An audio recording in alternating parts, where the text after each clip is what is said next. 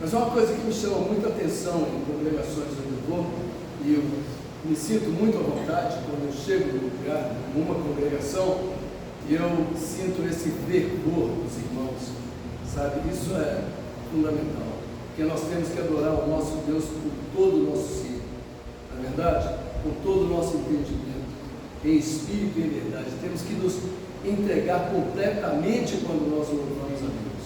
E eu sinto isso aqui, você sentir aqui agora, sabe? Tenho certeza absoluta que Deus está maravilhado, Deus está encantado com esse louvor que foi dirigido aqui nessa manhã. Eu espero que todos possam estar me escutando bem por aí também, ok? Antes de iniciarmos, vamos fazer uma oração. Querido Deus Pai, Deus Todo-Poderoso, Criador, nós honramos e glorificamos o Teu nome, agradecidos pelo privilégio, Pai, pela graça que o Senhor nos dá de poder estar na Tua presença. Peço, Deus, que o Teu Espírito nos encha de amor, graça e misericórdia, para que nós, assim como temos recebido todas essas coisas do Senhor, possamos compartilhar essas amor, graça e misericórdia para com todos que cruzarem os nossos caminhos e com aqueles que entrarem na Tua casa. Que nós sejamos sempre, Pai, reflexo de Jesus Cristo, que o reflexo dele possa estar sendo refletido através de cada um de nós que aqui estamos. Perdoe mais uma vez, eu peço os nossos pecados e faltas, e eu oro e agradeço, ainda pedindo que o Senhor esteja comigo, guiando, Pai, através das palavras que eu vou trazer aqui essa manhã, que ela possa servir para nos edificar, tua igreja, e fazer transformações em nossas vidas. Eu peço em nome de nosso Senhor Jesus Cristo. Amém. Amém. Ok. Vida abundante, uma coisa maravilhosa que o Senhor nos prometeu. E vida abundante é o que todos querem e o que todos necessitam, na verdade. Nós gostaríamos de ter vida abundante que nos inundasse, que satisfizesse e que durasse, não é verdade? Nós buscamos uma vida com V maiúsculo, não é mesmo? Essa é a vida que Jesus nos prometeu, vida abundante, promessa de Deus. Você já viu eu acredito que todos aqui já viram, claro, né? Uma panela de pressão. Alguns de nós, mais velhinhos, talvez lembremos nossa primeira panela de pressão. Eu lembro a primeira panela de pressão na minha casa, na casa dos meus pais, obviamente. A comida cozendo na metade do tempo. A panela de pressão veio a ser um símbolo do nosso mundo, do nosso tempo. Um mundo de barulho, de confusão e pressa. Ou seja, um mundo de pressão mesmo, com uma panela de pressão, na verdade. Nos anos recentes, irmãos, os remédios mais vendidos são aqueles indicados para úlcera nervosa, remédios para hipertensão e remédios para os nervos. Vejam bem, mais de 100 milhões de pessoas, conforme as estatísticas, tomam tranquilizantes. 2/3 de todas as pessoas que irão ao médico amanhã, segunda-feira, vai estar lá no médico por estresse ou nervosismo ou algum problema emocional. O Centro de Controle de Doenças nos Estados Unidos diz que 52% de todas as mortes nos Estados Unidos nas idades entre 10 e 65 anos são causadas por sintomas relacionados com estresse. É incrível, não é verdade? Nós nascemos em um mundo de estresse, de preocupações, e nós devemos viver e morrer nesse mundo de estresse e de preocupações. Agora, como viver uma vida abundante num mundo de estresse? Quando Pedro nos dá instruções em como passar por aflições, Pedro diz assim, 1 de Pedro, capítulo 2, verso 21, para isso vocês foram chamados, pois Cristo que sofreu por vocês é o seu exemplo, sigam em seus passos. Tá certo? Portanto, a melhor maneira para se ter vida abundante é seguir os passos de Jesus. Não existe uma maneira melhor. Nós devemos seguir os passos de Jesus, né? Paulo diz em 1 Coríntios capítulo 11, verso 1, sigam o meu exemplo como eu sigo o de Cristo. A única pessoa que viveu uma vida abundante ao máximo foi Jesus Cristo. Só Jesus. Como ele fez isso? Como Jesus conseguiu viver uma vida abundante ao máximo? Nós vamos ver isso aqui agora. Vamos ver pelo menos 6 maneiras pelas quais Cristo fez isso. Viveu uma vida abundante ao máximo. E nós, sendo seguidores, imitadores de Jesus, podemos também ter essa vida abundante que ele teve, se seguirmos os seus passos. Então, a primeira maneira pela qual Jesus viveu uma vida abundante, Jesus tinha uma visão otimista. Uma visão otimista. Vejam bem, Jesus mantinha uma vida abundante. Jesus sabia o que teria que sofrer, o que teria que padecer, o que teria de chorar. E chorou mesmo, né? Em 3 passagens nos é dito que Jesus chorou. João capítulo 11, verso 35, Lucas 19, 41 e Hebreus 5, 7 fala que ele chorou. E ele deve ter chorado em outras ocasiões também, que não são citadas aqui. O mundo do qual ele fazia parte era um mundo tirânico, um mundo cheio de terror. Não é muito diferente do nosso mundo, verdade? Não é muito diferente. Ele cresceu em um mundo onde um homem podia ser aprisionado pelos soldados romanos e ninguém podia levantar questões. É o mesmo mundo que nós vivemos hoje. Um homem pode ser preso aqui agora e ninguém pode falar nada. Não é verdade? Ele viveu em um mundo de depressão econômica. Muito obrigado. Ele viveu em um mundo de depressão econômica, exatamente como nós vivemos.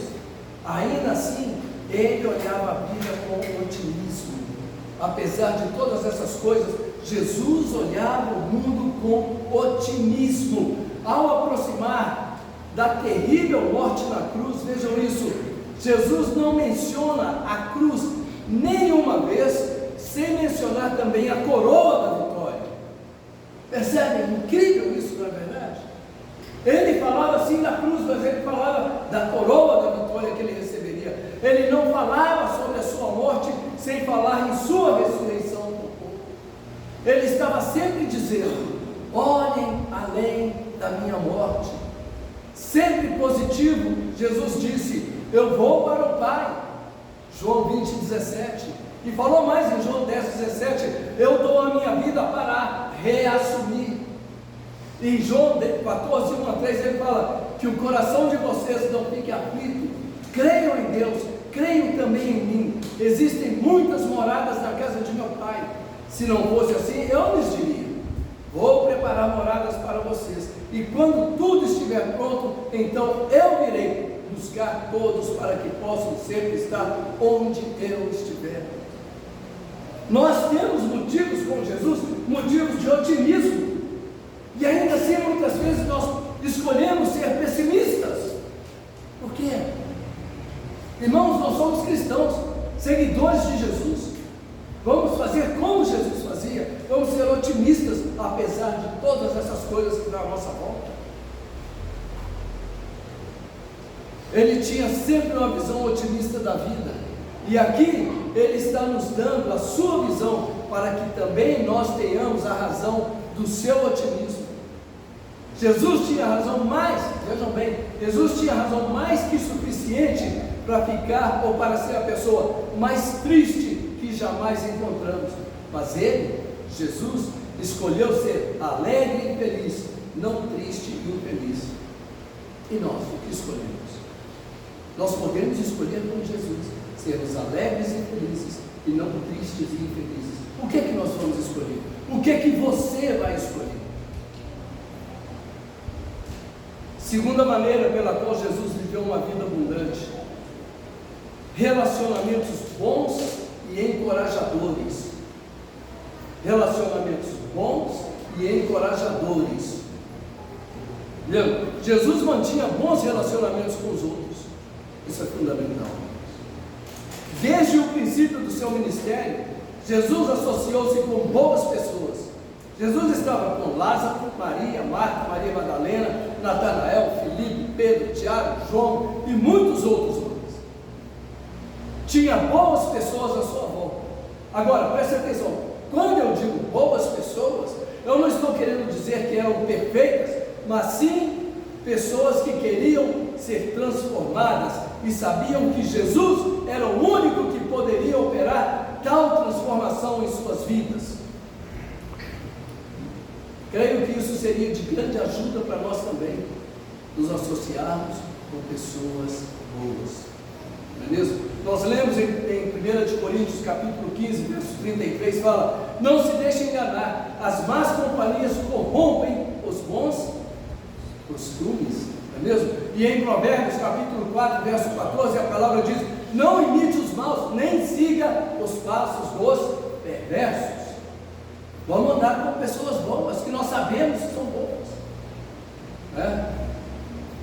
Agora suponha que deixemos aqui o serviço, o nosso serviço de adoração ao nosso Deus, e vamos imediatamente para o meio das pessoas que não têm temor ao nosso Deus, e elas são a nossa companhia constante diariamente da nossa vida. O resultado é que nós seremos arrastados para baixo. Seguimos Jesus numa vida abundante se escolhemos nos envolver com o povo de Deus. Percebe?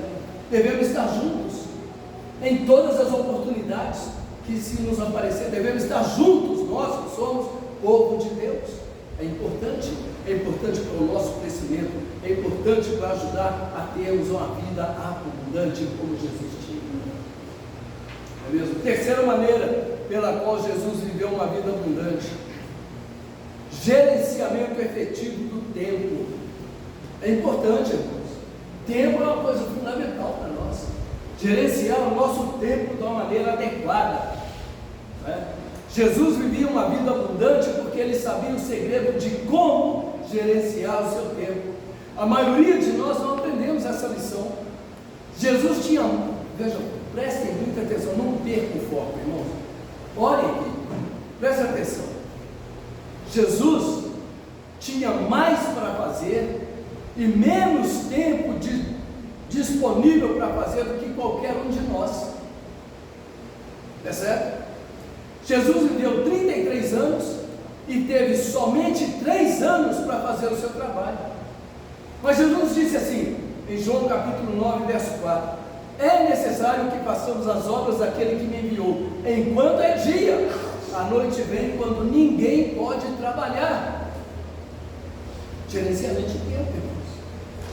Gerenciamento de tempo. Mesmo tendo tanto para fazer. Agora, esse é um outro ponto fundamental para nós. Prestem muita atenção. Eu quero que, se alguma coisa entrar no seu coração, eu quero que isso entre no seu coração hoje. Prestem muita atenção. Mesmo tendo tanto para fazer, Jesus tinha tempo para as pessoas e para interrupções frequentes. Perceberam isso? Jesus tinha muito para fazer, mas ele também tinha tempo para as pessoas e para interrupções frequentes. Jesus teve tempo para uma mulher com fluxo de sangue ou hemorragia em Mateus 9:20. Mas vejam, Jesus estava indo ressuscitar uma menina, a filha do Jairo. Jesus estava indo lá ressuscitar a menina, e aquela mulher veio por trás dele e tirou o poder dele. Talvez se fosse um de nós, falaria: não tenho tempo para você, que eu estou indo ressuscitar um morto. Mas não, Jesus parou e falou com aquela mulher. Jesus tinha tempo para as pessoas. Nós temos tempo para as pessoas.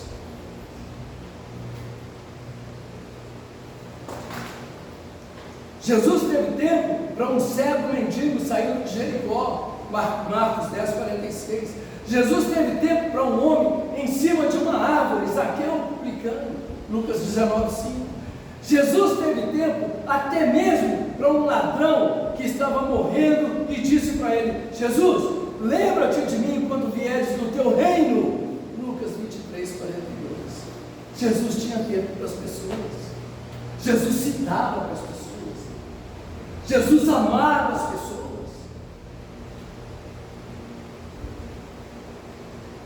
Da mesma forma, se quisermos viver uma vida abundante, nós temos que aprender a fazer e a ter tempo para Deus, para os outros e para as coisas eternas, as coisas de Deus, e não somente para nós mesmos. Queremos vida abundante? É possível. É possível. Quarta maneira pela qual Jesus viveu uma vida abundante: cuidado físico. Cuidado físico é importante também. Alguns fazem, outros não, uns cuidam, outros não cuidam. Mas é importante para nós cristãos cuidarmos fisicamente de nós mesmos. Jesus vivia uma vida abundante porque ele cuidava de si fisicamente. Jesus não desenvolveu hábitos que pudessem destruir sua vida. Jesus acreditava em exercício. Ele andava continuamente. Na verdade, durante o tempo do seu ministério, ao andar de Cafarnaum até Jerusalém, isso era uma caminhada de quase 100 milhas, ou seja, 160 quilômetros.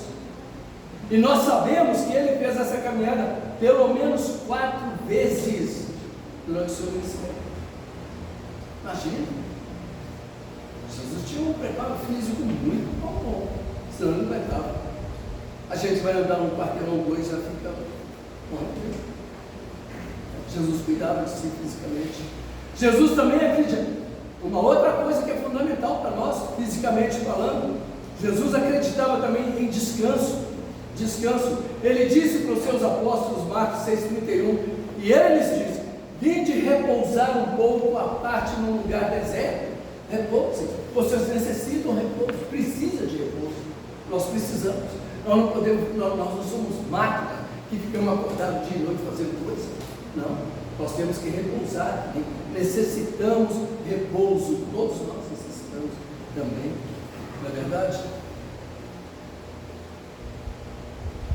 Jesus acreditava em cuidar do seu corpo, e nós devemos fazer o mesmo. Não fumar, não beber, não usar drogas, tomar a medicina adequada, dormir na hora certa, etc. Devemos fazer. Se queremos ter uma vida abundante como Jesus teve, temos que seguir os passos do nosso mestre. Não é verdade? Quinta maneira pela qual Jesus viveu uma vida abundante: Jesus tinha, e nós devemos ter também, uma vida espiritual disciplinada. Uma vida espiritual disciplinada. Jesus vivia uma vida abundante porque ele tinha uma vida espiritual disciplinada. A Bíblia diz: tendo se levantado alta madrugada, saiu, foi para um lugar deserto, e ali, o que ele fazia? Orava. Tendo se levantado de madrugada, saiu e foi para um lugar deserto para orar. Marcos 1,35. E em Lucas 6,12 diz: naqueles dias retirou-se para o monte a fim de orar, e passou a noite orando a Deus. Passou a noite orando a Deus.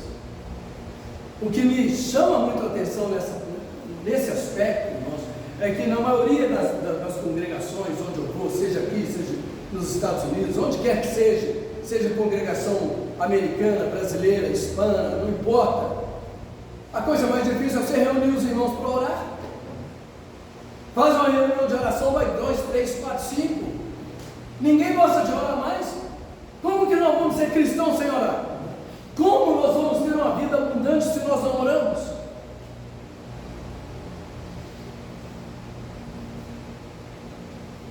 Jesus tinha momentos de devoção privados que nós devemos ter. Ele tinha estado no céu e estaria voltando para lá em breve, mas ele sabia que ele precisava estar com Deus Pai, e também todos os dias que passasse aqui na terra. Aqueles de nós que viverão uma vida abundante são aqueles que tiram tempo todo dia para Deus falar com eles através da sua palavra e para eles falarem com Deus através da oração. Nós temos feito isso, nós fazemos isso constantemente. Falamos com Deus em oração, escutamos Deus falando com nós através das Escrituras. É necessário, se queremos realmente, verdadeiramente termos vida abundante como Jesus teve. Temos que fazer. E sexta maneira pela qual Jesus viveu uma vida abundante: Jesus teve uma vida e tinha uma vida consistente. Jesus vivia uma vida abundante porque ele vivia uma vida consistente. A Bíblia diz que ele não cometeu pecado. Hebreus 4,15 fala: foi ele tentado em todas as coisas, a nossa semelhança, mas sem pecado. Ele caminhou para o fim da sua vida na terra sem sentimento de culpa sobre o que ele tinha feito. Poucas coisas nesse mundo, irmãos, podem destruir a vida abundante mais completamente do que uma consciência pesada. Poucas coisas. Saber que você fez errado, continua fazendo errado, saber que você está perdido e continuará perdido. Veja o que a palavra nos diz em Isaías 57:20: mas os perversos são como um mar agitado, que não se pode aquietar, cujas águas lançam de si lama e lodo. Mas a palavra nos diz que cristãos são nova criatura. 2 Coríntios capítulo 5:17. E assim, se alguém está em Cristo, é nova criatura. As coisas antigas já passaram, eis que se fizeram novas. O velho homem está crucificado e então andamos em novidade de vida. Romanos capítulo 6, verso 4 diz: fomos, pois, sepultados com ele na morte pelo batismo, para que, como Cristo foi ressuscitado dentre os mortos pela glória do Pai, assim também andemos nós em novidade de vida. Irmãos, estamos terminando por aqui. Vejam, um jovenzinho, foi batizado em Cristo Jesus. Então o seu irmão menor perguntou aos seus pais: então ele não vai ser mal para mim nunca mais? Interessante pergunta, na verdade. Boa pergunta, diga-se de passagem. Porque isso é como deve ser. Assim é como deve ser. Quando uma pessoa é batizada em Cristo Jesus, isso quer dizer que será uma pessoa diferente. Nosso velho homem morre e é enterrado com Cristo. E aí nós temos que andar em novidade de vida. Uma vida completamente diferente, uma vida nova. E eu desejo para todos nós uma vida abundante. Para cada um de nós, eu desejo uma vida abundante. E a maneira de conseguir é seguir os passos de nosso Senhor Jesus Cristo. Seguir os passos de Jesus. Muitos ficam de fora pensando somente em si mesmo, em suas próprias vidas. Você pode ficar de fora dizendo: a razão pela qual eu não quero esta vida é... E aí você pode apontar para um parente ou alguém na igreja que não está vivendo corretamente. Ou você pode simplesmente abrir a porta e entrar em um relacionamento correto com Jesus Cristo. É sua a decisão. A decisão é de cada um de nós. Porque afinal, de todas as coisas, Jesus disse para você também: eu vim para que você tenha vida, e para que você tenha vida em abundância. O Senhor te abençoe e te guarde. O Senhor esteja com vocês. Antes de encerrar, totalmente eu gostaria de agradecer muito a oportunidade que me deram de estar aqui com vocês, de poder falar essa mensagem com vocês. Agradecer o nosso irmão Joselito pelo carinho, amor. Nós temos um pelo outro, nos encontramos. A primeira vez que eu encontrei o Joselito foi através do estudo de Eldorado, no Zoom, e temos estado juntos ali quase constantemente. E quando eu encontrei pessoalmente foi no Enoque, o último que nós estivemos juntos lá também. Foi um prazer muito grande para mim poder compartilhar com ele. Que o Senhor os guarde, grande, e enriqueça cada vez mais a vida de vocês, dessa congregação maravilhosa. Nunca percam isso, não percam o zelo e o fervor, porque isso é fundamental para que nós possamos agradar a Deus. Deus abençoe vocês. Amém.